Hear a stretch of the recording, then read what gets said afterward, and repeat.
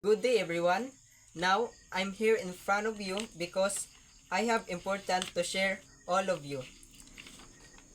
This all about informative speech on communication. Now, let's start. Have you ever thought about how different life could be if we couldn't share our ideas and feelings? What makes human connection possible is communication.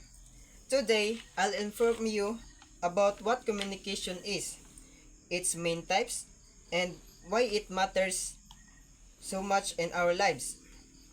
First, communication is simply the process of sending and receiving messages.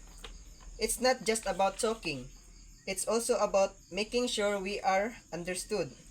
There are different types of communication. There are verbal, non-verbal, and digital. Let's talk first about verbal. Verbal, which includes speaking and writing. This is common to us because we always communicate to others to make a conversation. And writing is us usually to those when are at school. Second types of communication is nonverbal communication, which includes like gestures, eye contact, and body language. Though those who often use nonverbal communication are those with disabilities, especially those can speak. The last types of communication is digital, such as emails, social media, and messaging, which connect us instantly across distances. Finally, communication is important because it helps us learn, work together, and build relationships.